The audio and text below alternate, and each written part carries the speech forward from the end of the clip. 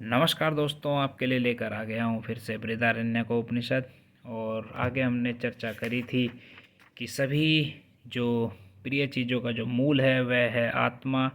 तो हम अब आगे देखेंगे ऋषि याज्ञवल्क्य जी और मैत्रेय जी का संवाद आगे कैसे बढ़ा है। और हे देवी, सुनते रहो क्या है आगे। ब्रह्म तम परादात यो अन्यत्रात्मनो ब्रह्म वेद छत्रम तम परादात यो अन्यत्रात्मनः छत्रम वेद लोकास्तम परादुर्यो अन्यत्रात्मनो लोकान वेद देवास्तम परादुर्यो अन्यत्रात्मनो देवान वेद वेदस्तम। अब यहाँ पर देखो क्या बोला जा रहा है।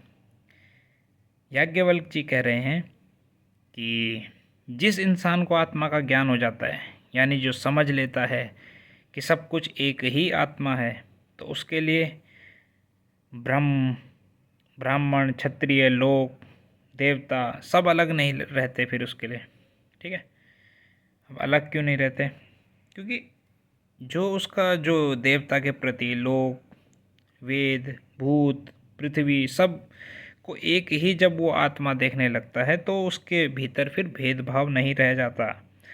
ठीक है, तो ये चीज़ें यहाँ पर बताई हुई है और यही बताया गया है कि ये इसका जो तत्व का जो ये सबके एक ही तत्व के रूप में समझ में आ जाते हैं, तो ये है आत्मा। अब आगे हम देखेंगे यहाँ पर क्या बताया जा रहा है। सबको आत्मा रूप से ग्रहण करने में दृष्टांत। अब माना अब इसमें जानेंगे हम क्या बताया जा रहा है, क्या उदाहरण दिए गए हैं। यहाँ पर 3 उदाहरण जो इस पेज में हमें दिख रहे हैं वह है। अब पहला उदाहरण देखेंगे हम यहाँ पर क्या बोल रहे हैं वो। जैसे किसी चीज़ को छुए बिना भी हम उसका ज्ञान ले सकते हैं, वैसे ही आत्मा सबको जानता है बिना किसी माध्यम के। ठीक है, अब उदाहरण क्या है पहला देखो। पहला उदाहरण यहाँ पर देखो, ये उदाहरण है। अब दुंदुभे क्या है? दुंदुभी माने नगाड़ा। ठीक है, नगाड़ा क्यों दिया गया है इसमें? यहाँ पर बताया गया है कि सिंपल मीनिंग समझो इसका। क्या बताना चाह रहा है कि जैसे नगाड़ा बजता है हम उसकी आवाज़ सुनते हैं। देवी सुनते रहो ध्यान से, ठीक है। जैसे नगाड़ा बजता है तुम उसकी आवाज़ सुनते हो, ठीक है, सुनते हैं कि नहीं। और जैसे ही मतलब तुम जो नगाड़े को छूते नहीं हैं, छूते तो नहीं है ना, बजाते तो हम उससे हैं नगाड़े को, ठीक है। तुम उस पर हाथ नहीं रखते, तुम सिर्फ आवाज़ दूर से ही उसकी जान जाते हो, पर फिर भी तुम कहते हो कि हाँ भाई क्या बज रहा है? नगाड़ा बज रहा है। समझ रहे हो, सिर्फ आवाज़ से ही। तो वैसे ही बिना किसी हम फिज़िकल कांटेक्ट के जो भी ज्ञान हो जाता है तो वो चीज़ है आत्मा। अब आगे देखते हैं हम, बिना डायरेक्ट फिज़िकल कांटेक्ट के ज्ञान हो जाता है। अब आगे आत्मा का क्या बताया गया है। शंख, शंख का एग्जाम्पल दिया गया है। ठीक है, शंख का कैसा एग्जाम्पल है अब यहाँ पर देखेंगे हम। शंख का कैसे, अब यहाँ पर बताया गया है कि जैसे शंख बजता है, ठीक है, बजता है ना, फूंक मारते हैं, तो उसकी ध्वनि जो होती है हम उसको सुनते हैं और कह देते हैं कि भाई शंख बज रहा है। हमने उसकी बस ध्वनि को ग्रहण किया है और हम कहते हैं कि शंख बज रहा है। तो हमने क्या किया, शंख को हाथ से नहीं पकड़ा, ठीक है, शंख को छुआ नहीं, बस आवाज़ से ही समझ गए कि शंख बज गया है। दूर से ही समझ गए हम, हाँ भाई शंख बज रहा है वहाँ। तो ज्ञान का क्या है, डायरेक्ट संबंध जो होता है, ठीक है, बिना स्पर्श के भी हो सकता है।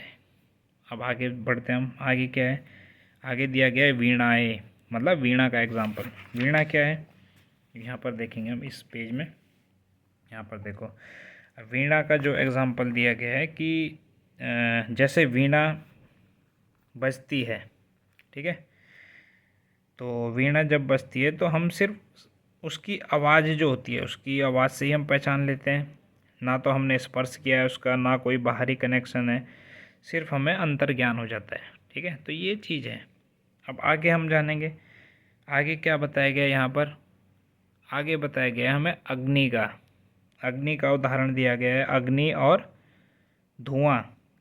जो धुआं देखते हैं ना, स्मोक, तो श्लोक में लिखा गया है कि मैं इस पूरे श्लोक में बता देता हूँ क्या लिखा हुआ है कि जैसे जो एक अग्नि से पृथ्वी, धुआं, जो राख होती है या फिर चिंगारियाँ जो निकलती हैं उससे, ठीक है, जैसे हमें इस चीज़ का ज्ञान हो जाता है वैसे ही हमें आत्मा से सब ज्ञान निकलता है, उसी प्रकार से आत्मा से सब ज्ञान निकलता है। ठीक है, जैसे अग्नि, अग्नि क्या है, अग्नि का माध्यम क्या बताया गया यहाँ पर, आत्मा। धुआं क्या है, धुआं मने एग्जाम्पल है धुआं जो वेद हैं हमारे, जो स्मृति है, जो ज्ञान है, जो क्रियाएं हैं, वो चीज़ है, वो सब इसी में जोड़ दिया गया है, मतलब एक एग्जाम्पल के थ्रू बताया गया है उसमें। अब जो वेदास है, ठीक है, सब आत्मा से ही निकलते हैं। श्लोक में जो बताया गया है इसमें जैसे क्या क्या है, ये जो ऋग्वेद, ठीक है, ऋग्वेद, अथर्ववेद, इतिहास, सामवेद, ठीक है, और जोड़ा गया आगे इतिहास, पुराण, विद्या, उपनिषद, जो भी ये चीज़ें, ब्राह्मण सूत्र, ये जो बताए गए हैं, ये क्या है, ये आत्मा से ही निकले हैं। अब आगे देखते हैं हम क्या है, दूसरा एग्जाम्पल देते हैं इसी में कि समुद्र और नदियों का। अब इसमें क्या बताया गया है कि जैसे सारी नदियाँ जो हैं समुद्र में जाके एक हो जाती है, वैसे ही जो जब इंद्रिय ज्ञान आत्मा में ही मिल जाता है, ठीक है, समझ गए, जैसे सारी नदियाँ होती हैं ना, नदियाँ जब निकलती हैं तो समुद्र में जाके मिल जाती हैं, वैसे ही जो इंद्रियों का जो ज्ञान होता है वो आत्मा में ही मिल जाता है। ठीक है, तो इंद्रियां क्या है, इंद्रियां जो हमारी, जैसे टंग हो गई, स्पीच हो गई, मन हो गया, ठीक है, समझ गए ना। स्पर्श जो होता है, स्पर्श कैसे, सब जैसे मानो मन, हाथ, चक्षु, शरीर, जो भी चीज़ है वो सब चीज़ का एक ही रूट होता है, वो क्या है, हमारा आत्मा। अब हम आगे जानेंगे कि नॉर्मल, अब हम इसका एक तरह से समरी जान लेते हैं क्या हमने सीखा है।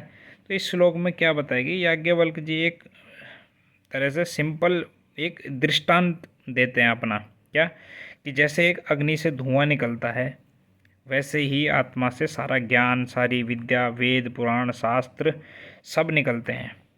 अग्नि और धुआं अलग नहीं है, धुआं अग्नि का ही विस्तार रूप है, और इसी तरह जो वेद हैं, उपनिषद हैं, इतिहास है, पुराण है, सब आत्मा का ही विस्तार है। ठीक है, तो फिर वो कहते हैं जैसे सारी नदियाँ समुद्र में मिल जाती हैं वैसे ही सब इंद्रियों का ज्ञान आत्मा में ही मिल जाता है।